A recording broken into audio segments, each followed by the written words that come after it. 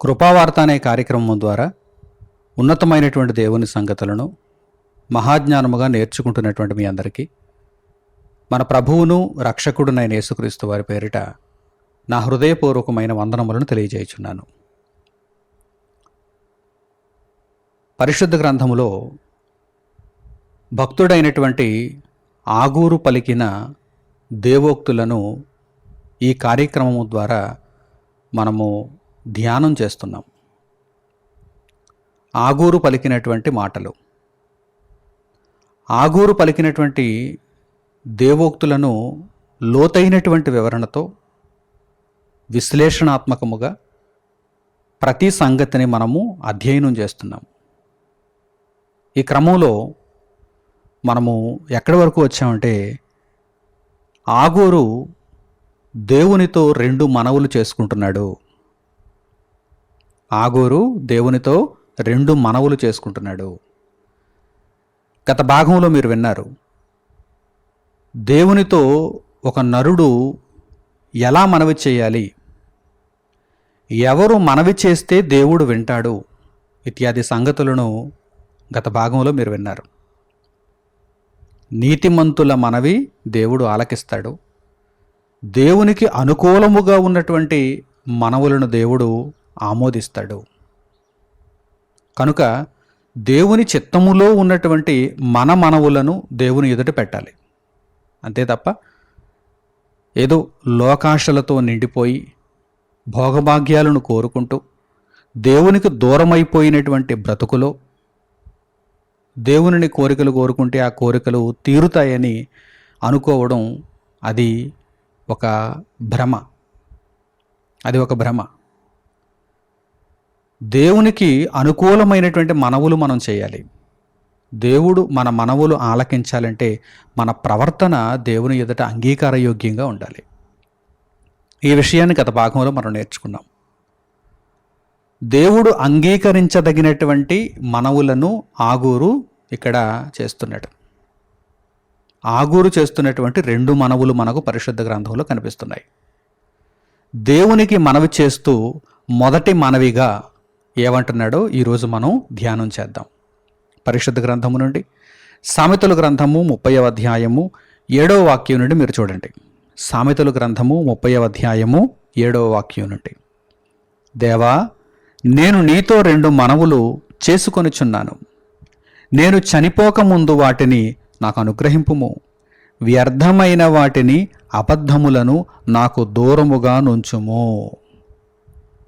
ఇది మొదటి మనవి.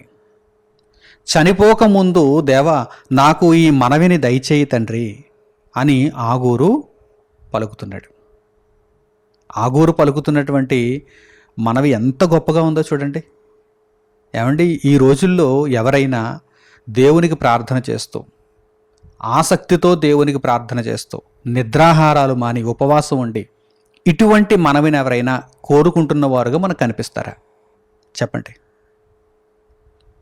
ఏమండి, ప్రపంచవ్యాప్తంగా అనేక మంది దేవునికి ప్రార్థన చేస్తున్నారు, దేవునితో మనవులు చేస్తున్నారు. దేవునిని ఏమడుగుతున్నారు అని మనము లిస్ట్ అవుట్ చేస్తే ఫస్ట్ ర్యాంక్లో ఇదిగో ఇక్కడ ఆగూరు చేస్తున్నటువంటి మనం ఏమైనా మనకు కనిపిస్తుందా? ఫస్ట్ ర్యాంక్లో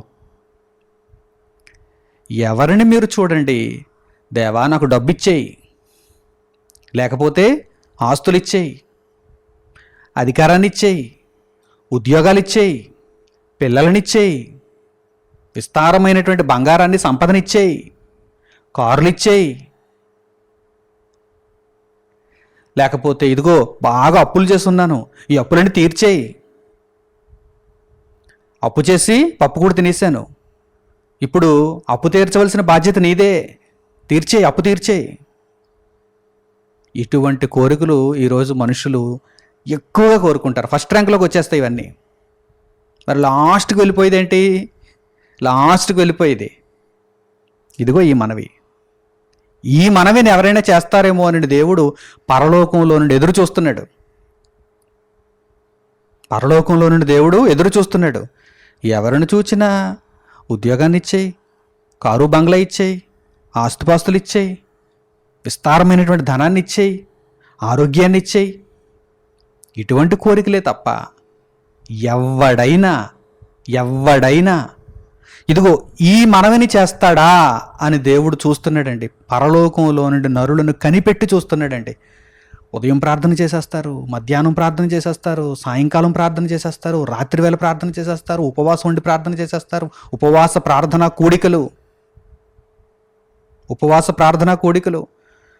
కూడికలలో మొత్తం అందరూ పోగైపోతారు. దేవా దేవా దేవా, తండ్రి తండ్రి తండ్రి, డబ్బిచ్చేయి, బంగారాన్ని ఇచ్చేయి, ఆరోగ్యాన్ని ఇచ్చేయి, సరిపోవటం లేదు, ఉన్నది సరిపోవటం లేదు, ఇదిగో నా అప్పులన్నీ తీర్చేయి, కోర్టు కేసులన్నీ నెగ్గించేయి. ఎవరైనా దేవుడు అంగీకరించదగినటువంటి మనవిని చేస్తారా అని దేవుడు ఎదురు చూస్తున్నాడు. ఎక్కడ ఎవ్వరిలోనూ ఈ మనవి కనిపించడం లేదు. మిమ్మల్ని మీరే ప్రశ్నించుకోండి. ఎప్పుడైనా ఇటువంటి మనవి నేను దేవునికి చేశానా అని మిమ్మల్ని మీరే ప్రశ్నించుకోండి. ఎవరి దాకా ఎందుకు? ఎవరి వరకు ఎవరు వెళ్ళవలసిన అవసరం లేదు. వారికి వాక్యమే తెలియదు. ప్రపంచంలో ఉన్నటువంటి నామకార్థ క్రైస్తవులకు వాక్యం తెలియదు. అక్కడ ఉన్నటువంటి బోధకులకు పైసా జ్ఞానం లేదు. నిజమండి. ఏదో పరిశుద్ధ గ్రంథంలో 2-3 వాక్యాలను కాపీ కొట్టుకొని ఆ బోధకుడు చెప్పినవి ఈ బోధకుడు చెప్పినవి రాసేసుకుని బట్టి పట్టేసి అక్కడికి వచ్చి ఏదో అప్పచెప్పినట్టుగా బైబిల్ని బాధేస్తూ గొంతు చించుకొని మాట్లాడేసినంత మాత్రాన పరిశుద్ధాత్మ అభిషేకం అనుకోకండి. హృదయాలలో పరివర్తన వచ్చేలా దేవుని ఎదుట మహాజ్ఞానాన్ని బోధించేవాడే దేవుని దాసుడు, దేవుని సేవకుడు. మిగిలిన వారందరూ కూడా బిజినెస్ చేస్తున్నారు, వ్యాపారం. ఏమంటే లోకంలో డబ్బు ఉందనుకోండి, ఏం చేస్తారు? వ్యాపారం చేస్తారు. దానిని వృద్ధి చేసుకోవడానికి ఏం చేస్తారు? వ్యాపారం చేస్తారు. అలాగే ఏ ఉద్యోగం లేదనుకోండి, ఏదో ఒక వ్యాపారం చేసుకుంటారు. అలా ఈరోజు ఈ భక్తిని కూడా ఏం చేసేసారంటే ఒక బిజినెస్ చేసేసారు. బిజినెస్. ఒక 10 లక్షలు ఉందా, పెట్టుబడి పెడదాం, ఒక చర్చ్ కడదాం, లేకపోతే ఈ కార్యక్రమాలు చేద్దాం, లేకపోతే ఈ విధంగా మనము వ్యాపారాన్ని స్టార్ట్ చేద్దాం. భక్తి వ్యాపారం చాలామంది పెట్టుబడి పెడుతున్నారు. ఒక 10 లక్షలు పెట్టుబడి పెట్టారనుకోండి, లాభాన్ని ఆశిస్తారు కదా, వడ్డీ ఆ లాభాన్ని ఆశిస్తారు కదా. ఏంటి ఆ లాభం? ఒకవైపు భక్తిపరులుగాను సమాజంలో వారు చలామణి అయిపోతున్నారు. అమ్మో భక్తిపరుడు, అమ్మో పాస్టర్ గారు, అమ్మో పెద్ద బోధకుడు, అమ్మో దైవజనుడు, అమ్మో దేవుని సేవకుడు. ఒకవైపు ఈ బిరుదులన్నీ వచ్చేస్తున్నాయి, గౌరవానికి గౌరవం వచ్చేస్తుంది, మరోవైపు ఆదాయం వచ్చేస్తుంది. బాగుంది కదా. మంచి లాభసాటి వ్యాపారం అనుకుంటున్నారు, కానీ దేవుడి రక్తం మరిగిపోతుంది. ఇలాంటి వారిని చూస్తుంటే దేవుడి రక్తం మరిగిపోతుంది. నా సేవకుడనని చెప్పి బిజినెస్ చేస్తావా, వ్యాపారం చేస్తావా? అంచెలంచెలుగా అభివృద్ధిని పొందాలని బ్రాంచులు పెట్టేయాలని ఎందుకు ఆలోచిస్తున్నారు అనుకుంటున్నారు? కోటీశ్వరులైపోవడానికి వారు తహతహలాడుతున్నారు. అంతే తప్ప ఆత్మల సంపాదన నిమిత్తము దేహాన్ని ఖర్చు చేసేటువంటి, రక్తాన్ని వినియోగించేటువంటి దైవజనులు ఎక్కడ మీకు కనిపించరు. చాలా అరుదుగా ఉంటారు. ఒకవేళ ఉన్నా అరుదుగా ఉంటారు. మిగిలిన వారందరూ కూడా మనీ మైండెడ్, డబ్బు సంపాదన. లోకంలో మిగిలినటువంటి బిజినెస్లు ఎలా చేస్తున్నారో ఈరోజు భక్తి ముసుగులో కూడా బిజినెస్లు అలాగే చేస్తున్నారండి. కావాలంటే మీరు ఒక్కసారి సమయాన్ని వెచ్చించి పరీక్షించి చూడండి. పైపైన చూస్తే తెలియదు, ఏదీ తెలీదు. పైపైన చూస్తే ఎవరు అర్థం కాదు. మీరు కాస్త నిశితంగా వారిని పరిశీలించారనుకోండి, ఆదివారం నుండి శనివారం వరకు వారి యొక్క డ్యూటీ ఏంటి, వారు ఏం చేస్తున్నారు, వారు ఎటువంటి మైండ్తో ఉన్నారు, ప్రసంగానికి ఇంత రేటు, ఒక కార్యక్రమం నిర్వహించారంటే ఇంత రేటు, ఒక ప్రార్థన చేశారంటే ఇంత రేటు, చందా ఇచ్చేయాలి. దానికి మరలా పేరేంటి? కానుక, ప్రత్యేక కానుక, చందా దైవజనులకు ఇచ్చేస్తున్నామని భక్తులు మురిసిపోతుంటారు. దైవజనులేమో బిజినెస్, అది బిజినెస్ అని భావిస్తున్నారు. లోకంలో మిగిలినటువంటి విశ్వాసాలలో అనుకోండి, నేను పట్టించుకొని మాట్లాడను, ఎందుకంటే అది వారికి సంబంధించిన విషయం. కానీ పరిశుద్ధ గ్రంథాన్ని అడ్డు పెట్టుకుని బిజినెస్ చేస్తున్న వారు ఉంటారు చూసారా, అట్టి వారిని గురించి నేను మాట్లాడాలి మరి. ఎందుకంటే దేవుడు నాకు అనుగ్రహించినటువంటి జ్ఞానాన్ని బట్టి, ఇదిగో దేవుని వాక్యాన్ని వారు అడ్డు పెట్టుకొని మోసం చేస్తున్న దానిని బట్టి మాట్లాడొద్దా? మాట్లాడాలి. ఈరోజు అతి భయంకరులుగా అనేక మంది తయారవుతున్నారు. అటు బోధకులు అలాగే ఉన్నారు, ఇటు విశ్వాసులు కూడా అలాగే ఉన్నారు. మరి వీరికి ఏం అర్థమవుతుందండి? వీరికి ఏం తెలుస్తుందండి? ఎలా మనవి చేయాలో వీరికి ఏమి తెలుస్తుంది చెప్పండి? అందుచేతనే ప్రార్థన చేయటానికి ప్రారంభించారు, మోకాళ్ళు వేశారు, ప్రార్థన మొదలుపెట్టారు అనగానే ఇక చూడండి, ఈ కోరికలన్నీ స్టార్ట్ అయిపోతాయి. కోరికలన్నీ స్టార్ట్ అయిపోతాయి. లోక సంబంధమైన కోరికలు, లోక సంబంధమైనటువంటి కోరికలు. జానుడు పొట్ట నింపమని, దేహానికి ఆరోగ్యాన్ని ఇమ్మని, వస్త్రాన్ని ఇమ్మని, గూడు నిమ్మని. మత్తయి సువార్తలో యేసుక్రీస్తు ప్రభువారు పలికిన మాటలు మనకు కనిపిస్తున్నాయి. ఆహారాన్ని గూర్చి, పానీయాన్ని గూర్చి, మీ వస్త్రాలను గూర్చి ఎందుకయ్యా చింతిస్తారు? ఎందుకయ్యా చింతిస్తారు? ఇవన్నీ మీకు కావాలని మీ పరలోకపు తండ్రికి తెలియను. మొదట ఆయన రాజ్యాన్ని, ఆయన నీతిని వెతకండి అని ఆయన తెలియజేశారు. అసలు పరిశుద్ధ గ్రంథంలో ఏ ఒక్క మంచి మాట కూడా ఈరోజు చాలామందికి తలకెక్కలేదు. చదవడం అయితే చదువుతున్నారు, రెఫరెన్స్లు అయితే చెప్పేస్తారు. ఇప్పుడు నేను చెప్పినటువంటి వాక్య భాగానికి రెఫరెన్స్ తెలుసు, కానీ ఆ వాక్య భాగం మదిలోనికి వెళ్ళలేదు, ఆచరణలోనికి రాలేదు. ఎంత ప్రమాదం జరిగిపోయింది చూసారా? అలాగని వీరు ఎవరినో మోసం చేసేస్తున్నారు అనుకుంటున్నారా? వారిని వారే పచ్చిగా మోసం చేసుకుంటున్నారు, వారిని వారే. ఎందుకంటే ఇక్కడ బిజినెస్ చేసేసారు, ఏదో ఒక క్షణాన్ని కన్ను మూసేస్తారు, చచ్చిపోతారు. చచ్చిపోయిన తర్వాత శూన్యం, సున్నా. పరలోకపు ధనం లేదు, దేవుని దగ్గర నుండి ఆహ్వానం లేదు, సరాసరి నరకానికి పోయారు. ఇక్కడ కన్ను మూసారు, అక్కడ కన్ను తెరిచారు, చుట్టూ అగ్నికేలలు. ఏమి లాభపడ్డారు? ఏదో భూమి మీద ఎవరినో మోసం చేసేస్తున్నాం అని అనుకుంటున్నారు. ఎవరినో మాయ చేసేస్తున్నాం, భక్తి ముసుగులో మేము అలా చలామణి అయిపోతున్నాం అని ఇక్కడ అనుకుంటున్నారు. కన్ను మూస్తే రియల్ పిక్చర్. ఏమి లాభపడ్డారు? ఏదో ఒక 10 ఏళ్ళు, 20 ఏళ్ళు, 30 ఏళ్ళు, 40 ఏళ్ళ యొక్క ఈ వైభవాన్ని మాత్రమే చూస్తున్నారు, ఈ లాభాన్ని మాత్రమే చూస్తున్నారు. కానీ తరువాత ఉంది, ముందుంది ముసళ్ళ పండగ అంటుంటారు చూసారా? ముందుంది కదా ముసళ్ళ పండగ, అదే నరకం. కనుక ఎక్కడ మేల్కొని జాగ్రత్త పడాలి. ఎందుకు నేను దేవుణ్ణి ఎందుకు మోసం చేయాలి? ఒక్కసారి కనులు తెరిచి ఆలోచిద్దాం, మనోనేత్రాలు తెరిచి ఆలోచిద్దాం. ఎందుకు నేను దేవుణ్ణి మోసం చేయాలి? దేవుడు కష్టపడమన్నాడు కదా, దేవుడు తన సేవను జరిగించమన్నాడు కదా. ఏదో దేవుని సేవను అడ్డు పెట్టుకొని నేను లాభాన్ని సంపాదించుకోవడం ఏంటి? కళ్ళము తొక్కుచున్న ఎద్దు మూతికి చిక్కం పెట్టొద్దు అన్నాడు. కానీ అదే పనిగా ఎద్దు కూర్చుని కళ్ళంలో ఉన్నటువంటి ధాన్యాన్ని అంతటిని తినేస్తుంటే ఇక రైతుకి మిగిలేదేముంది? కళ్ళం తొక్కుచున్నప్పుడు ఆకలేస్తే తినమన్నాడు. ఎద్దుకున్నటువంటి జ్ఞానం ఈ మొద్దులకు లేదు. ఎద్దుకుంది జ్ఞానం, కళ్ళము తొక్కుచున్నటువంటి ఎద్దు మూతికి చిక్కం పెట్టద్దు, అది జ్ఞానం కలిగినది. నువ్వు చిక్కం పెట్టకపోయినా సరే, పెట్టినా ఏమి తిందు, పెట్టకపోయినా సరే దానికి కావలసినంత మాత్రమే తింటుంది. ఎక్కువ తినిందనుకోండి దానికి అజీర్తి చేస్తుందని దానికి భయమే. ఎద్దుకున్నటువంటి జ్ఞానం ఈ మొద్దులకు లేదండి. ఎవరి మొద్దులు? దేవుని సేవను అడ్డు పెట్టుకుని దండేస్తున్నవారు. ఎలా వచ్చేస్తున్నాయండి వారికి ఆస్తులు? విపరీతంగా ఆస్తులు ఎలాగండి పెరిగిపోతున్నాయి? ఆలోచించండి. ప్రార్థన చేస్తే చందా, ఎక్కడికైనా వెళ్ళి గృహకూటగా లేకపోతే ఎక్కడికైనా ఒక కూటము పెట్టారంటే వారికి కానుక ఇవ్వాల్సిందే. ఫీజు కానుకంటే ₹1, ₹2 ఇచ్చి పంపించేస్తారని చెప్పి ఇంతని ఫీజు. అంతకు మించి ఇవ్వాలి తప్ప అంతకు తక్కువ ఇవ్వకూడదు.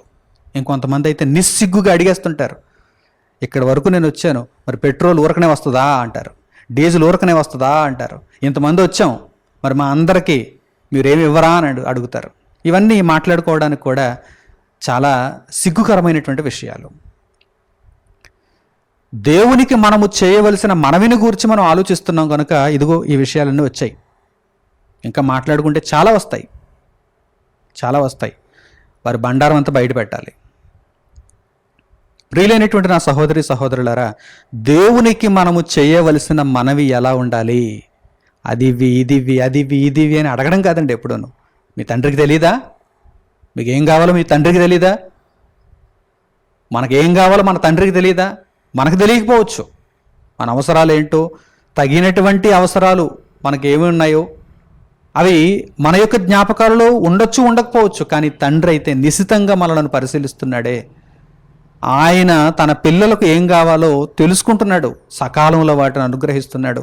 అంత మంచి తండ్రి మనకు ఉండగా ఇంకా ఏదో సందేహిస్తున్నట్టు అనుమానంతో, తండ్రి నాకు అది ఇవ్వి, తండ్రి నాకు ఇది ఇవ్వి, తండ్రి నాకు అది లేదు, తండ్రి నాకు ఇది లేదు, ఎప్పుడు ఏడిపే. దేవుని ముందు ఎప్పుడు కూడా ఇదిగో ఈ ఏడిపే. దేవుని దగ్గర ఏడుపు ఉండాలి. కానీ ఎటువంటి ఏడుపు ఉండాలి? కారు ఇచ్చే, బంగ్లా ఇచ్చే, ఆస్తులు ఇచ్చే, నగలిచ్చే, ఈ లోకపు పెంటనంతా ఇచ్చే అని కాదు. ఆ ఏడుపు కాదు ఉండాల్సింది. మరి ఏ ఏడుపు ఉండాలి? తండ్రి నేను పాపాత్ముడునిగా బ్రతుకుతున్నాను, పాపాత్మురాలుగా బ్రతుకుతున్నాను, ఆ పాపమును విడిచిపెట్టేలా సహాయం చేయి తండ్రి. లోకపు మాలిన్యంలో నేను గిలగలా కొట్టుకుంటున్నాను, నన్ను కాపాడు తండ్రి. నిరంతరం పరిశుద్ధతలో ఉండే భాగ్యాన్ని ఇవి తండ్రి. ప్రభువు రాకడ చూస్తేనేమో ఆసన్నమవుతోంది. ఆయన రాకడను ఎదుర్కొనే పెండ్లు కుమార్తెగా నేను ఉండగలుగుటకు సహాయం చేయి తండ్రి అంటే నిరంతరం ఆయన సన్నిధిలో రోధించాలి. ఈ ఏడుపు లేదు, ఈ ఏడుపు లేదు. మరి ఏ ఏడుపు ఉంది? ఏ ఏడుపు ఉంది? ఇంకా అనుభవించేయాలి. దరిద్రపు బ్రతుకును బ్రతికాను, బ్రతుకుతున్నాను, ఇంకా అనుభవించేయాలి లోకాన్ని. అది ఇచ్చేయి, ఇది ఇచ్చే, అది ఇచ్చే, ఇది ఇచ్చేయి. కన్న తండ్రి దీర్ఘశాంతుడండి, ప్రేమామయుడండి. కనుక ఎంత దారుణంగా మనుషులు ప్రవర్తిస్తున్నా సరే ఇంకా ఓరింపడుతున్నాడు, ఇంకా ఓరింపడుతున్నాడు. ఒక మనిషికి ఉన్నటువంటి టెంపర్ కనుక ఆయన ఉందనుకోండి, ఒక మనిషికి, సగటు మనిషికి ఉన్నటువంటి టెంపర్ ఆయనకు ఉందనుకోండి, చాచి గోపు మీద కొట్టేసును ఊరుకోడండి ఆయన. నిజంగా ఆయన రౌద్రాన్ని, ఉగ్రతను ఇప్పుడే చూపిస్తే కనుక తట్టుకోలేరండి. కానీ దాచేస్తున్నాడు అంతా, ఆ కోపాన్ని అంతా దాచేస్తున్నాడు. ప్రభువును చూస్తున్నాడు. ఇదిగో నా కుమారుడు వీరందరి కొరకే కదా పాటుపడ్డాడు, రక్తం గార్చాడు. ఆయన భూమి మీదకి వెళ్ళి రక్షణ సంకల్పాన్ని పూర్తి చేశాడు. కొంచెం సమయం ఇద్దాం. ఇంత దారుణంగా ప్రవర్తించినా కానీ నా దాసులను పంపిద్దాం, వారికి చెప్పిద్దాం, ఇదిగో ఈ మాటలను వారికి ప్రకటన చేయిద్దాం. మారతారేమో, మారతారేమో, మారతారేమో ఎదురు చూస్తున్నాడు. కోపాన్నంతా దాచేసుకుంటున్నాడు, ఉగ్రతనంతా దాచేసుకుంటున్నాడు. ఒకవైపు ఆయనకి పట్టరాని కోపం కూడా వస్తోంది, కానీ దాచేస్తున్నాడు, ఆయన దాచేస్తున్నాడు. కనుక వీరు బ్రతికి బట్ట కట్టగలుగుతున్నారు కొద్ది కాలం ఇలా ఎన్ని వేషాలు వేసినా కానీ బ్రతికి బట్ట కట్టగలుగుతున్నారు.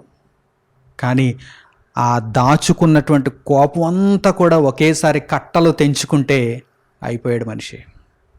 మరణంతో ప్రారంభం అవుతుంది ఆ వేదన, ఆ బాధ. కనుక దేవునికి మనము చేయాల్సినటువంటి యుక్తమైనటువంటి మనవి ఎలా ఉండాలో చూడండి. ఆగూరు పలికిన దేవోక్తులు పరిశుద్ధ గ్రంథంలో పొందుపరచబడ్డాయి, ఎంతో జాగ్రత్తగా వ్రాయబడ్డాయి. ఇదిగో ఆగూరు ఎంత గొప్ప మనవి చేశాడో చూడండి. మొదటి మనవి ఈరోజు మనం ఆలోచన చేస్తున్నాం. ఏమంటున్నాడు? మొదటి మనవిగా ఏమంటున్నాడు? వ్యర్థమైన వాటిని, అబద్ధములను నాకు దూరముగా నుంచుము.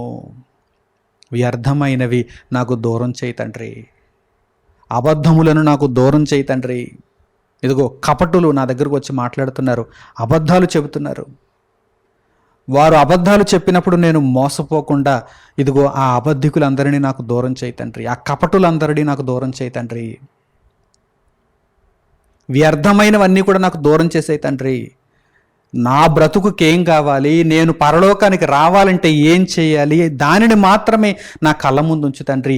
ఈ వ్యర్థమైనవన్నీ కూడా నన్ను నరకానికి తీసుకుని వెళ్ళిపోయేవే కనుక ఈ వ్యర్థమైన వాటిని, అబద్ధములను నాకు దూరముగా ఉంచు తండ్రి అని దేవునికి మనవి చేస్తున్నాడు. ఇట్టి మనవి చేసేవారు ఎవరైనా ఉన్నారా అని దేవుడు పరలోకంలో నుండి ఎదురు చూస్తున్నాడు.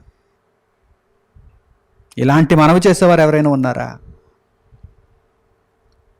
వ్యర్థమైనవి మన దగ్గరుంటే, వ్యర్థమైనవి మన కళ్ళ ముందుంటే మనము ప్రేరేపింపబడతాం, ఆకర్షింపబడతాం. ఈరోజు మీ కళ్ళ ముందు ఉన్నటువంటి సెల్ ఫోన్లు అంత వ్యర్థమైనదే, మీ కళ్ళ ముందు ఉన్నటువంటి స్మార్ట్ టీవీలు అంత వ్యర్థమైనదే. ఏమంటే అర్థవంతమైనది ఏమైనా మనకు కనిపిస్తుందా? దేవుని వాక్యమును సత్యమైనదిగా బోధించేవారు తప్ప వారిని మినహాయిస్తే, అది కూడా మీరు ఆ ఛానల్స్ని సబ్స్క్రైబ్ చేసుకుంటే ఆ మాటలు మీకు మీ కళ్ళ ముందు ప్రత్యక్షం అవుతాయి. ఏదో ఇలా స్క్రోల్ చేస్తున్నాను ఒకటి తగిలింది అంటే మళ్ళా తగలదు. అది ఇలా స్క్రోల్ చేస్తున్నాను కిందకి, అక్కడ తగిలింది. చక్కగా ఒక వాక్యం, నాకు మంచి వాక్యం, ఇదిగో మణికుమార్ గారు చెప్పినటువంటి వాక్యం తగిలింది అని మీరు అనుకున్నారు, వదిలేశారు. తర్వాత ఫాలో అవ్వలేదు, సబ్స్క్రైబ్ చేయలేదు. ఏమవుతుంది? అంతే. యూట్యూబ్ వాడు ఏమనుకుంటాడంటే, లేకపోతే ఫేస్బుక్ వాడు ఏమనుకుంటాడంటే, ఇన్స్టాగ్రామ్ వాడు ఏమనుకుంటాడంటే, ఇష్టం లేనట్టుంది, బిడ్డకి ఇష్టం లేనట్టుంది, సరైన అసలైనటువంటి వాక్యం ఇష్టం లేనట్టుంది, చెత్త బాగా ఇష్టంలో ఉంది, అందుకే చెత్తను ముందు పెడదాం. చెత్త చాలా ఉంది. భక్తి ముసుగులో చెత్త ఉంది, బట్టలు ఇప్పుకొని తిరుగుతున్నటువంటి చెత్త ఉంది. ఏమండి? ఈ చెత్తనంతటిని కళ్ళ ముందు పెడతాడు. పైగా ఆ చెత్తను సబ్స్క్రైబ్ చేసుకుంటున్నటువంటి నామకార్థ భక్తులు కూడా ఉన్నారు. చెత్తను సబ్స్క్రైబ్ చేసుకుంటుంటారు. ఎందుకంటే ఆ చెత్తను సృష్టించేటువంటి వారికి మరింత బూస్టింగ్ అనమాట. ఇంకా మీరు ఎక్కువగా చెత్తను తయారు చేయండి, ఇంకా మీరు ఎక్కువగా చెత్తను తయారు చేయండి. ఏమంటే నాకు అప్పుడప్పుడు చాలా ఆశ్చర్యం కలుగుతుంది. కరుణాకర్ సుగ్గున అని ఒకడు ఉన్నాడు. దేవుని వాక్యం అంటే గిట్టదు వాడికి, ప్రభువు యొక్క రక్షణ అంటే వాడికి అస్సలు పడదు. వాడికి మతోన్మాది, వాడి విశ్వాసంలో ఉన్నది వాడికి తెలియదు, ఎదుటివారి విశ్వాసాలను కించపరుస్తూ ఉంటాడు. ఇంకా అటువంటి వారు చాలామంది ఉన్నారు. ఇలాంటి వారు యూట్యూబ్లోనో, ఫేస్బుక్లోనో, లేకపోతే ఇన్స్టాగ్రామ్లోనో, లేకపోతే ఇంకా పలు విధములైనటువంటి సామాజిక మాధ్యమాలలోనో పోస్టులు పెడుతున్నప్పుడు అటువంటి వారికి సబ్స్క్రైబ్ చేస్తున్న వారిలో ఎవరుంటారో తెలుసా? ఎక్కువ భాగం అటువంటి వారికి సబ్స్క్రైబ్ చేసుకుంటున్న వారిలో ఎక్కువ భాగం ఎవరుంటారో తెలుసా? ఇదిగో ఈ నామకార్థ భక్తులే. పేరుకేమో బైబిల్ పట్టుకుంటారు, వాడికి సబ్స్క్రైబ్ చేస్తారు, వాడిని ఫాలో అవుతారు. వాడేమనుకుంటాడు, ఓ ఇంతమంది నాకు సబ్స్క్రైబ్ చేస్తున్నారా, అయితే నేను ఈ చెత్తని ఇంకా ఎక్కువగా తయారు చేయాలన్నమాట అని వాడు అనుకుంటున్నాడు. బూస్టింగ్ వాడికి. మీరు చేసే ఎంత చిన్న పనికిమాలిన పనిలో అంత పెద్ద రహస్యం ఉంది కాదంటారా? మీలోనే కొంతమంది ఉండొచ్చు, అటువంటి వారు మీలో కూడా కొంతమంది ఉండొచ్చు. చెత్తను సబ్స్క్రైబ్ చేసుకున్నవారు వెంటనే అన్సబ్స్క్రైబ్ చేయండి, వెంటనే అన్ఫాలో కొట్టండి. చెత్తను అన్ఫాలో కొట్టాలి, లేదంటే అది కూడా లెక్కే. దేవుని దగ్గర ఎన్ని లెక్కలు ఉంటాయి తెలుసా? ఈ భూమి మీద మీరేనేటి లెక్కలేస్తుంది. దేవుడికి ప్రతీది లెక్కే. మీ తల వెంట్రుకలు లెక్క, మీ తల వెంట్రుకలు లెక్క, ప్రతీది లెక్కే ఆయనకి. కనుక మీ చర్యలన్నింటినీ కూడా ఆయన కనిపెడుతున్నాడు, జాగ్రత్త కనిపెడుతున్నాడు.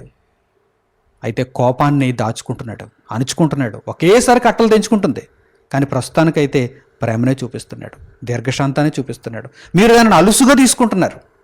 నేను ఎన్ని తింగర వేషాలు వేసినా దేవుడేంటి నన్ను ఏం అనటం లేదు అని అలుసుగా తీసుకుంటున్నారు. కానీ కోపము దాయబడుతుంది, కోపం అంతా కూడా ఆయన దాచేస్తున్నాడు. మీకు అర్థం కావటం లేదు ఈ విషయం. దేవుడు కోపాన్ని దాచేసుకుంటున్నాడు, కానీ ఏదో ఒక రోజు అది బయటపడుతుంది. మీరు మారకపోతే ఏదో ఒక రోజు బయటపడుతుంది. మారిపోయారనుకోండి మర్చిపోతాడు, మారిపోయారనుకోండి మీ గత పాపములన్నిటిని కూడా మర్చిపోతాడు. కనుక ఎల్లప్పుడూ కూడా దేవుని దగ్గర మనము ఎటువంటి మనవి చేయాలి అంటే, ఇదిగో తండ్రి దేవా, వ్యర్థమైన వాటిని నాకు దూరం చేయి తండ్రి, అబద్ధమును నాకు దూరము చేయి తండ్రి అని మనము ప్రార్థించాలి. ఇటువంటి మనవి చేసేవారుముగా మనం ఉండాలని దేవుడు కోరుకుంటున్నాడు. నిరంతరం, ఏదో ఒకరోజు కాదు, ఈ పాఠం చెప్పిన తర్వాత ఈరోజు మాత్రమే కాదు, నిరంతరం మనం కన్ను మూసేటంత వరకు కూడా ఈ మనవులు మనలో ఉండాలి. ఇదిగో ఆగూరు ఏమంటున్నాడు, నేను చనిపోకముందు, అంటే చనిపోయే వరకు కూడా ఇలాగే అడుగుతాడు.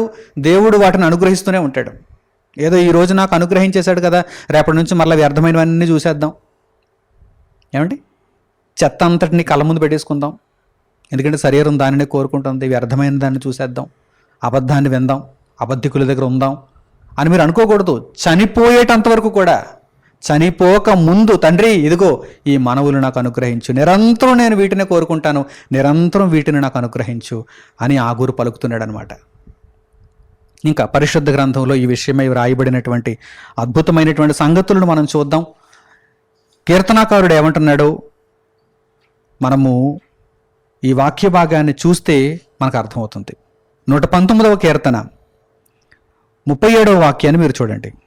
119వ కీర్తన 37వ వాక్యం, వ్యర్థమైన వాటిని చూడకుండా నా కన్నులు త్రిప్పివేయుము, నీ మార్గములలో నడుచుకొనుటకు నన్ను బ్రతికింపుము.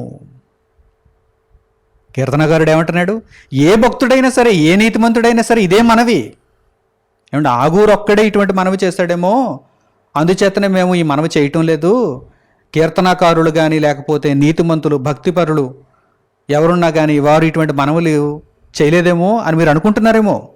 నో, ఒక నీతిమంతుడు ఏ విధంగా ఉన్నాడో పరిశుద్ధ గ్రంథంలో ఉన్న నీతిమంతులు అందరూ కూడా అదే విధంగా ఉంటారు. ఒకటే మార్గం, దేవుని దగ్గర మార్గం ఒకటే. ఒక నీతిమంతునిది ఒక మార్గం, మరో నీతిమంతునిది మరో మార్గం అని మీరు అనుకోకండి. అందరిది ఒకే మార్గం, యేసుక్రీస్తు ప్రభు అనే మార్గం. కీర్తనకారుడు ఏమంటున్నాడు చూడండి, వ్యర్థమైన వాటిని చూడకుండా నా కన్నులు త్రిప్పివేయము. తండ్రి, వ్యర్థమైనవి నా కళ్ళ ముందు ప్రత్యక్షం అవ్వకుండా నా కన్నులు త్రిప్పే తండ్రి, నా కన్నులు త్రిప్పే తండ్రి.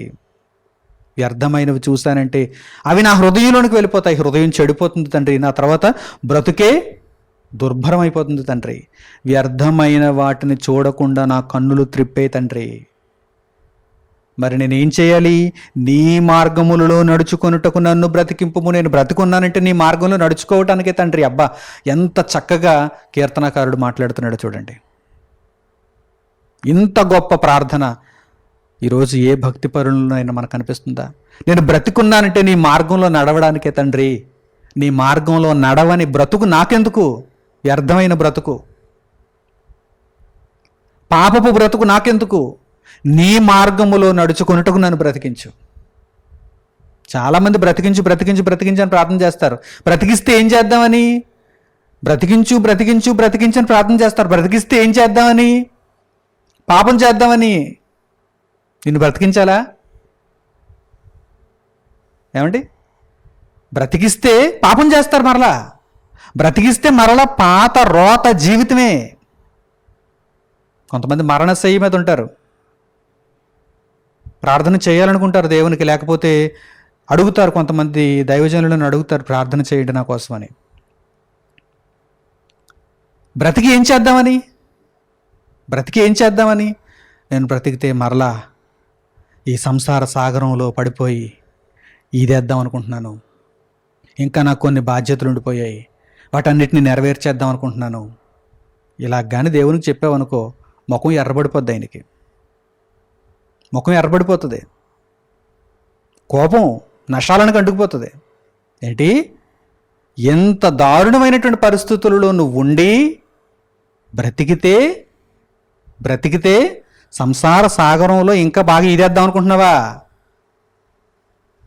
అయితే వెంటనే వచ్చి, అవసరం లేదు వచ్చి, ఇంక ప్రార్థన చేయకు, వచ్చే అంటాడు దేవుడు. చూసారా? ఏమంటే పరిశుద్ధ గ్రంథంలో ఎంత గొప్పగా దేవుని మాటలు వ్రాయబడి ఉంటే అది మన తెలుగు భాషలోనండి. పోనీ ఇదేదో హెబ్రీ భాషలో ఉండిపోయింది, గ్రీక్ భాషలో ఉండిపోయింది, అరబిక్ భాషలో ఉండిపోయింది, హిందీ భాషలో ఉండిపోయింది, నేనేమో నిరక్షరాస్యుడిని, నాకు తెలుగు మాత్రమే వచ్చు, తెలుగులో ఉంటే అబ్బో ఎంత బాగున్నో అని అనుకోవడానికి ఏమైనా ఉందో? ఇప్పుడు ప్రస్తుత కాలానికి ఎంత చక్కగా స్పష్టముగా పరిశుద్ధ గ్రంథంలో మాటలు రాయబడ్డాయి చూడండి. ఏమంటే ఒక అవసరత ఉందా? ఏమండి, ఒకరు వచ్చి నా దగ్గర కూర్చుని నాకు ఇలా బోధిస్తే కానీ నా తలకెక్కదండి అనే పరిస్థితి కూడా లేదండి.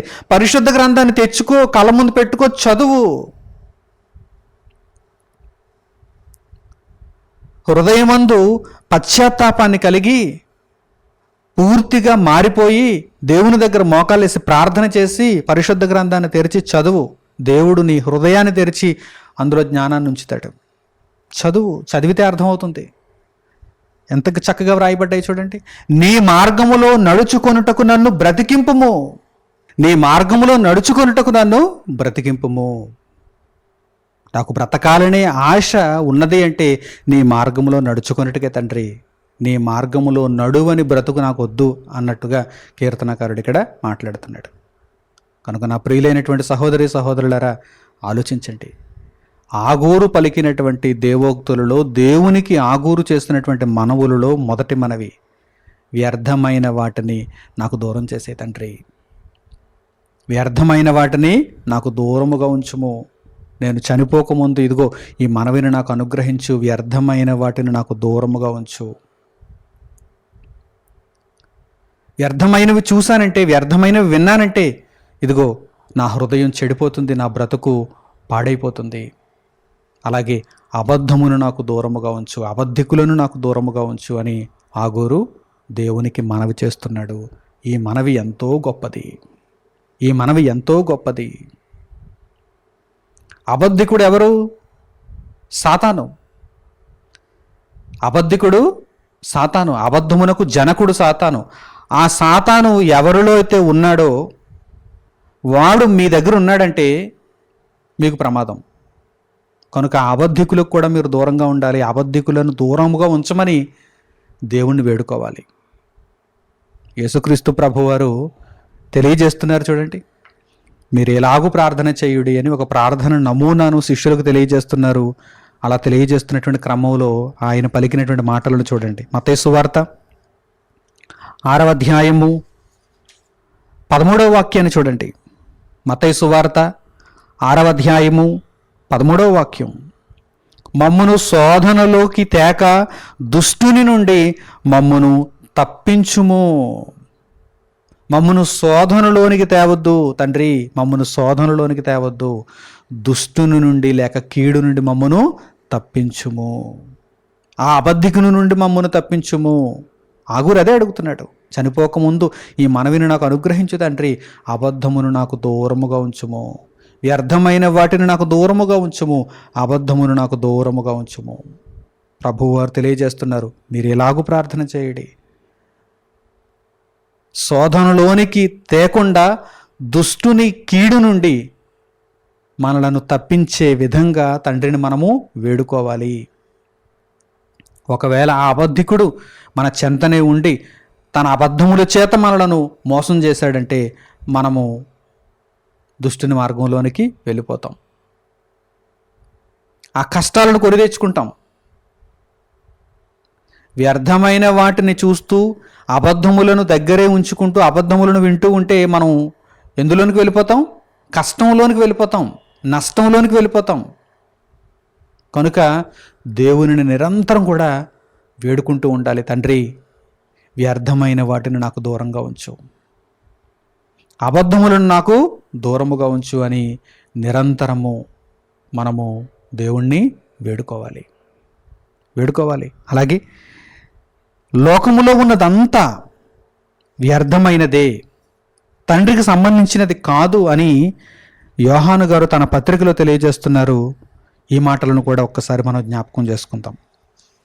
యోహాను రాసిన మొదటి పత్రిక 2వ అధ్యాయము 15వ వాక్యం నుండి చూడండి.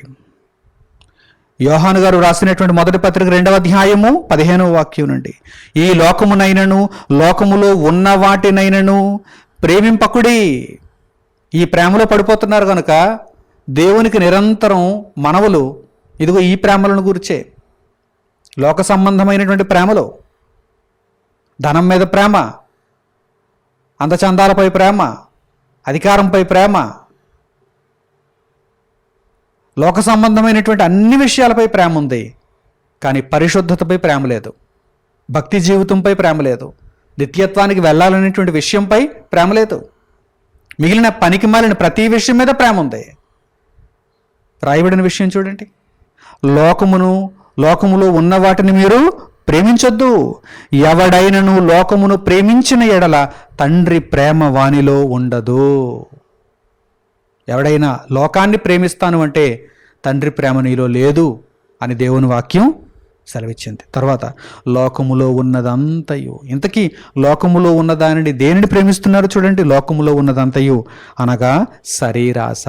ఈ శరీరం కోరుకుంటుంది. ఈ శరీరం దేనినైతే కోరుకుంటుందో, ఆత్మకు విరోధముగా శరీరం దేనినైతే కోరుకుంటుందో అదంతా కూడా లోకములో మీరు కోరుకొనకూడనిది, ప్రేమింపకూడనిది. శరీరాశను మీరు కలిగి ఉన్నారా, శరీరాశ ప్రకారం వెళ్ళిపోతున్నారా, అయితే తండ్రి ప్రేమ మీలో ఉండదు. శరీరాశ, తర్వాత నేత్రాశ, చూచిన ప్రతీదీ కావాలనుకుంటున్నారా? లోకములో మీరు చూచిన ప్రతీదీ కావాలనుకుంటున్నారా? నేత్రాశ, అయితే మీలో తండ్రి ప్రేమ లేదు. తర్వాత జీవపు డంబము, ఏమీ లేని వారు ఎగిరెగిరి పడతారు అనేటువంటి సామెత ఉంది. నేను ఎగిరెగిరి పడాలి అనేటువంటి ఉద్దేశం కొంతమందిలో ఉంది. జీవపు డంబము, అణిగిమణిగి బ్రతకాలనేటువంటి ఆలోచన లేదు, ఎగిరెగిరి పడాలి. ఏమీ లేదు, మరలా తీరా చూస్తే ఏమీ లేదు, ఎగిరెగిరి పడతారు. జీవపు డంబము, ఇవన్నీ కూడా తండ్రి వలన పుట్టినవా? కాదు, తండ్రి వలన పుట్టినవి కావు. శరీరాశ, నేత్రాశ, జీవపు డంబము ఇవన్నీ కూడా తండ్రి వలన పుట్టినవి కావు. అవి లోక సంబంధమైనవే. ఇవన్నీ లోక సంబంధమైనవి. వాటిని ప్రేమించొద్దు. వాటిని ప్రేమించారా? ఆ వ్యర్థమైన వాటిని, అబద్ధములను మీరు ప్రేమించారా? తండ్రి ప్రేమ మీలో ఉండదు. తర్వాత లోకమును దాని ఆశయు గతించిపోవుచున్నవి గాని దేవుని చిత్తమును జరిగించువాడు నిరంతరము నిలుచును. క్లూ ఇది. మీరు దేనిని కోరుకోవాలి అన్నదానికి క్లూ ఇది. లోకమును దాని ఆశయు గతించిపోవుచున్నవి, అరిగిపోతున్నాయి, నాశనం అవడానికి సిద్ధమవుతున్నాయి, ప్రస్తుతానికి బాగా కనిపిస్తున్నాయి, గతించిపోవుచున్నవి. కానీ దేవుని చిత్తమును జరిగించేవాడు నిరంతరము నిలుచును. నిత్య జీవానికి అతడు వెళ్ళిపోతాడు. కనుక ఆ నిత్య జీవాన్ని కోరుకుంటారో నాశనాన్ని కోరుకుంటారో మీ ముందు ఇప్పుడు ఇదిగో దేవుని వాక్యము వివరింపబడి సిద్ధంగా ఉంది. దేనిని కోరుకుంటారో మీ ఇష్టం. ఇక చివరిగా పౌలు గారు తిమోతికు రాసినటువంటి 2వ పత్రిక 4వ అధ్యాయము 18వ వాక్యాన్ని చూడండి. పౌలు గారు కూడా దేవునికి ప్రార్థన చేస్తూ, తండ్రి వ్యర్థమైన వాటిని నాకు దూరంగా ఉంచు, ప్రతి దుష్కార్యము నుండి నన్ను తప్పించు, ఆ సాతాను శోధన నుండి నన్ను తప్పించు, ఆ కీడు నుండి నన్ను తప్పించు అని వేడుకుంటున్నట్టుగా మనకు అనిపిస్తుంది. చూడండి, పౌలు గారు తిమోతికి రాసిన 2వ పత్రిక 4వ అధ్యాయము 18వ వాక్యం. ప్రభువు ప్రతి దుష్కార్యము నుండి ఏమంటే మన యొక్క లౌకికమైనటువంటి మనస్సుతో ఆలోచించి మనం ఏమైనా పనులు చేసుకున్నాం అనుకోండి, ఆ ఆలోచన విధానంలో మనం ఉండిపోయాం అనుకోండి, దుష్కార్యంలో పడిపోతాం మనం. కనుక ప్రతినిత్యం కూడా దేవుని సహాయాన్ని కోరుకుంటూ ఉండాలి. తండ్రి ఇదిగో ఈరోజు నేను ఈ విధంగా నీ కొరకు బ్రతకాలి, నాకు సహాయం చేయి తండ్రి. వ్యర్థులైనటువంటి మనుషులు మనకు తారసపడుతూ ఉంటారు. ఆ వ్యర్థులు ఏం చేస్తుంటారు? వారికి లాభకరంగా ఉండడానికి మనలను వారికి బానిసలుగా మార్చుకుంటారు. కనుక జాగ్రత్త పడిపోవాలి మనం. అటువంటి విషయాల్లో మనం జాగ్రత్త పడాలి. ఎవడైనా వచ్చి వాడికి మనలను దాసునిగా చేసేసుకోకుండా ముందుగానే మనం దేవుని చేత పరిరక్షింపబడాలి. దేవుని దూత మనలను తప్పించేయాలి. ఆ విధంగా దేవునికి మనం నిరంతరం ప్రార్థన చేస్తూ ఉండాలి. ఎంతమంది అలా చిక్కుకుపోవటం లేదు? ఒక ఫోన్ కాల్ వస్తే చిక్కుకుపోతారు. అప్పిస్తానంటాడు ఫోన్ కాల్లోని, చిక్కుకుపోతారు. అప్పా వెంటనే ఇచ్చేయండి. ఏమంటే అప్పిస్తానంటే వద్దనేవారు, భయపడేవారు ఎవరైనా ఉన్నారా? వెంటనే ఇచ్చేయండి అంటే ఏంటి ఉద్దేశం? ఇది ఎగ్గొట్టేద్దామనా? అప్పు ఇస్తానంటే చాలు. ఈరోజు ఇస్తాను అని చాలామంది తిరుగుతున్నారు కదా. లోన్ యాప్లు ఉన్నాయి, అప్పు ఇస్తామని యాప్లో, వెబ్సైట్లు, ఫోన్ కాల్స్, చాలామంది తిరుగుతున్నారు, చుట్టూ ఉన్నారు. అప్పు ఇచ్చేస్తామని రెడీ, అప్పు ఇవ్వడానికి రెడీ. ఎవడైనా అప్పు ఇచ్చేస్తానంటే తీసుకోవడానికి భయపడాలి. అప్పు ఎటువంటి పరిస్థితుల్లో తీసుకోవాలి? మరలా నేను ఆ అప్పుని ఎలా తీర్చగలను? దేనికి తీసుకుంటున్నాను ఈ అప్పు? కొంతమంది అప్పు చేస్తారండి దేనికో తెలుసా? విలాసవంతమైనటువంటి జీవితానికి. విలాసవంతమైనటువంటి జీవితానికి. అందుకే కదా అన్నారు సామెత, అప్పు చేసి పప్పు కూడు. మనకు ఎంత ఉందో అందులో సంతోషపడడం చాలా గొప్ప విషయం. లేదు, అప్పు చేసేసి ₹1,00,000 అప్పు చేసేసి విచ్చలవిడిగా ఖర్చు పెట్టేయాలి. జీవపు డంబం అందరిలోనూ చూపించేసుకోవాలి, డాబు డంబం చూపించేసుకోవాలి. అప్పు చేసి కారు తీసేసుకునే వారు ఉన్నారు. అంటే కారు అక్కడ అవసరమా? అంత అవసరమా కారు? ఏదో అప్పిస్తున్నాడు కనుక తీసేసుకున్నాను అనేవారు ఎంతమంది ఉన్నారు చెప్పండి. అవసరమైతే తీసుకో. పాత బండి ఉంటుంది, పాత బైక్ బాగానే పనిచేస్తుంది, చక్కగా పనిచేస్తుంది. కానీ కొత్త బైక్ మీద ఉండిపోయింది అప్పు. పోనీ అలాగని కష్టపడి నువ్వు సంపాదించి కొనుక్కున్నావా? లేదు, అప్పు. ఇలాంటి వారితో ఈ సమాజం నిండిపోలేదా? ఇలా అప్పు అనగానే నాకు నాకు నాకు అనేటువంటి వారు చాలామంది ఉన్నారు కనుక ఇలా పుట్టుకొచ్చేస్తున్నారు అప్పు ఇచ్చేవాళ్ళు. అప్పు తీసేసుకుంటున్నారు. అప్పు తీసుకున్నప్పుడు బాగానే ఉంటుంది, తర్వాత తీర్చేటప్పుడు తెలుస్తుంది కష్టం. కొంతమంది ఊరేసేసుకుంటున్నారు తీర్చలేక. ఎందుకయ్యా ఆ ఉచ్చులో ఎందుకు చిక్కుకున్నావు? అసలు ఆ ఊరేసుకునేంత వరకు ఎందుకు వెళ్ళిపోయావు? సాఫ్ట్వేర్ ఉద్యోగులు ఊరేసుకుంటున్నారు అప్పులు తీర్చలేక. ఇంతకీ ఏంటి అప్పులు? సాఫ్ట్వేర్ ఉద్యోగం ఉంది కదా, అయినా ఈ అప్పులేంటి? మైండ్ సరిగ్గా లేదు. అప్పు చేసేటప్పుడు మైండ్ సరిగ్గా లేదు. నీ తాహతుకు తగ్గట్టుగా ఉండాలి కదా. నేను కూడా అంబానీలా ఉండాలంటే అలా? అంబానీ 5,000 కోట్ల రూపాయలతో కొడుకు పెళ్లి చేశాడు, కనీసం నేను ఇంతతోనైనా పెళ్లి చేయొద్దా అని నీవు అలా ఆలోచించకూడదు. నువ్వు ముందు కష్టపడు. ఎవరిని ముంచేద్దామని, ఎవరి దగ్గర అప్పు తీసుకుని ఎవరిని ముంచేద్దామని? అంత అమాయకులా వారు? అప్పిచ్చేవారు అంత అమాయకులా? పిండేస్తారు. ఒకవేళ నువ్వు తీర్చలేదంటే మరలా వారికి రుణపడిపోయినట్టే కదా. ఇదంతా మనసులో ఉండదు, ఇదంతా ఆలోచించరు. అప్పిస్తాడా, అది తీసుకుందాం. ఉతికేయాలండి ఇలాంటి వాళ్ళని, ఉతికే ముందు. వ్యర్థమైనవి అవన్నీ అందులోకి వెళ్ళి చిక్కుకుంటున్నారు, అందులోకి చిక్కుకుంటున్నారు. నీకు ఒక క్లిష్టమైన పరిస్థితి ఉందనుకో, రూపాయి నేను మరలా సంపాదించి ఎలాగోలా తీర్చేస్తాను, ఇప్పుడైతే నేను ఈ ఆపద గట్టెక్కాలి, ఇప్పుడు నీకు ఇది అత్యవసరం అన్నప్పుడు సరే తీసుకో. అలాంటి వారు ఎంతమంది ఉంటారండి? 10% కూడా ఉంటారు అప్పు తీసుకునే వాళ్ళు. అందుకే చెప్తున్నాను ఈ మాటలన్నీ. కొంతమంది మనుషులు ఉంటారు, మనలను ఏమార్చేస్తారు. వస్తారు, నెమ్మదిగా మనతో స్నేహం చేస్తారు, ఏమార్చేస్తారు. అంటే మనలను భక్తి జీవితంలో నుండి భక్తిహీనులుగా మార్చేసేటువంటి పరిస్థితిని కల్పిస్తారు. కనుక ఇటువంటి వారందరికీ కూడా మనం దూరంగా ఉండాలంటే మనకంత జ్ఞానం లేదు. ఎవరు ఎలాంటి వారు మనకేం తెలుసు? ఎవరితో మాట్లాడుతున్నామో, ఎవరి తేనె పూసినటువంటి కత్తి వంటి మాటలు ఎలా గుర్చుకుంటాయో మనకేం తెలుసు ముందు? అదంతా దేవునికి తెలుసు. హృదయాంతరాలను పరిశీలించేవాడు, పరీక్షించేవాడు ఆయన కనుక ఆయనకు తెలుసు. కనుక ఆయనకు మనం చేసుకోవలసినటువంటి మనం ఏంటంటే, తండ్రి అలాంటి వారిని నాకు తప్పించే తండ్రి, అలాంటి వారిని నాకు తప్పించే తండ్రి, దయచేసి ఆ మురుగు కాలువలో కాలు పెట్టకుండా ఉండేటట్టు నాకు సహాయం చేయి తండ్రి అని దేవుణ్ణి వేడుకోవాలి. పౌలు గారు ఏమని వేడుకుంటున్నారు చూడండి. ప్రభువు ప్రతి దుష్కార్యము నుండి నన్ను తప్పించి తన పరలోక రాజ్యమునకు చేరునట్లు నన్ను రక్షించును. యుగ యుగములు ఆయనకు మహిమ కలుగునుగాక. ఆమేన్. అది సత్కార్యం అయితే ఇదిగో అందులో పాలి పంపులు కలిగిన వాడునుగా నేను ఉండాలి. అది దుష్కార్యం అయితే ప్రభువు నన్ను తప్పించేస్తాడు. ప్రభువును మనం వేడుకోవాలి. తండ్రి నాకైతే అంత జ్ఞానం లేదు నాయనా, ఈ లోకంలో ఎంతోమంది కుటిలమైనటువంటి మనసుతో తిరుగుతున్నారు, కపటమైనటువంటి మనసుతో తిరుగుతున్నారు, మోసగాలుగా తిరుగుతున్నారు. నాకైతే అంత జ్ఞానం లేదు నాయనా, వారిని పసిగట్టలేను తండ్రి, నన్ను తప్పించు నాయనా, నన్ను తప్పించు నాయనా అని దేవుణ్ణి వేడుకోవాలి. ఇటువంటి మనవి చేయాలి. నా భక్తి జీవితాన్ని పాడు చేసేటువంటి వారు ఎవరైనా నాకు ఎదురవుతున్నారా, నన్ను తప్పించే తండ్రి, నన్ను తప్పించే తండ్రి. తెలుగులో మరో సామెత ఉంది, అడుసు తొక్కనేల కాలు కడుగనేల. అడుసు తొక్కడం ఎందుకు, కాలు కడగడం ఎందుకు? కనుక ఈ దుష్కార్యాలలో మీరు పడిపోయారంటే, దుష్టులైనటువంటి మనుషులకు మీరు దగ్గరైపోయారంటే ఇంకంతే, చీల్చి చెండాడేస్తారు వారు.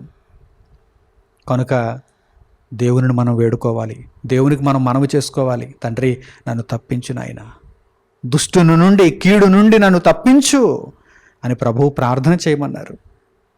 కనుక ఈరోజు ఈ పాఠ్యభాగంలో ఆగూరు దేవునికి చేసిన 2 మనవులలో మొదటి మనవి, దేవా చనిపోకముందు ఈ మనవులు నాకు అనుగ్రహించు తండ్రి, నిత్యం నేను వీటిని నిన్ను కోరుకుంటాను. ఇదిగో మొదటి మనవి ఏమిటంటే, వ్యర్థమైన వాటిని, అబద్ధమును నాకు దూరముగా ఉంచుము. కనుక ఇక మీదట మీ భక్తి జీవితం దేవునికి ఆమోదయోగ్యంగా, దేవునికి అనుకూలముగా ఉండాలని నేను కోరుకుంటున్నాను. ఇప్పటి వరకు ప్రకటింపబడినటువంటి మాటలన్నీ కూడా మీ భక్తి జీవితాన్ని పటిష్టం చేయటానికి, నిత్య జీవానికి నడిపించడానికి ఎంతో దోహదపడతాయని నేను ఆశిస్తున్నాను. చక్కగా దేవుని మాటలను హృదయంలో భద్రపరుచుకోండి. వచ్చే భాగంలో 2వ మనవిని కూడా దేవుని మహాకృపను బట్టి మనం నేర్చుకుందాం. తండ్రి అయిన దేవునికి ప్రార్థనలు ఏకీభవించండి. మహోన్నతుడును, మహాపరిశుద్ధుడును, మహాఘనుడునైన మా కన్న తండ్రి, మీతో మేము చేయవలసిన మనవులను తండ్రి మీరు మాకు వ్రాయించి ఇచ్చారు. వ్యర్థమైన ఆలోచనలతో మేము ఉండకుండా, లోక సంబంధమైనటువంటి మాటలను, తలంపులను మేము కలిగి ఉండకుండా, పరిశుద్ధ గ్రంథమందు మీరు మా కొరకు వ్రాయించి ఇచ్చినటువంటి అద్భుతమైనటువంటి జ్ఞానముతో కూడిన మీ సంగతులను నేర్చుకొని ఇక మీదట మీ దృష్టికి అనుకూలముగా మేము ప్రవర్తించగలుగుటకు మాకు సహాయమును అనుగ్రహించండి. నాయన, మా జీవిత కాలం అంతయు మీ మార్గములో నడుచుకొనున్నట్లుగా మమ్మను బ్రతికించండి. వ్యర్థమైన వాటిని, అబద్ధములను మాకు దూరముగా ఉంచండి. దుష్టుని, కీడు నుండి మమ్మను తప్పించండి. శోధనలోనికి మమ్మను తీసుకుని రాకండి. నాయన, మీ కృపా కనికరములను మాకు తోడుగా ఉంచండి.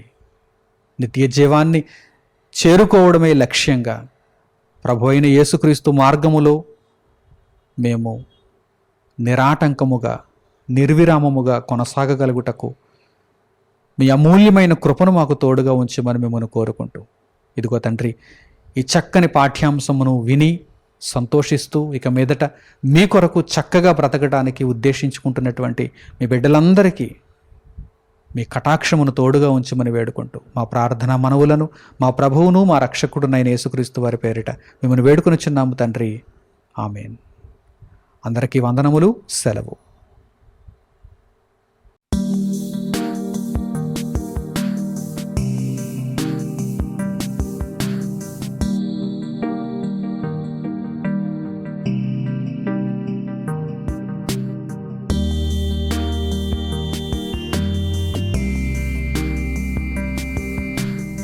సహోదరులు మణికుమార్ గారు ప్రసంగించిన ఎన్నో ఆత్మ సంబంధమైన సంగతులను ఉచితంగా వీక్షించుటకు మా యూట్యూబ్ ఛానల్స్ను తప్పక దర్శించండి. మా సమాచారమును ఎప్పటికప్పుడు తెలుసుకొని ఆత్మీయ అభివృద్ధిని అందవలనంటే మా యూట్యూబ్ ఛానల్స్ను సబ్స్క్రైబ్ చేసుకోండి. సత్వర నోటిఫికేషన్ల కొరకు సబ్స్క్రైబ్ బటన్ ప్రక్కన ఉన్న బెల్ సింబల్ను క్లిక్ చేయండి. మరిన్ని వివరాలకు మీరు సంప్రదించవలసిన మా ఫోన్ నంబర్స్ 8978414178 మరియు 83392766. ధన్యవాదములు.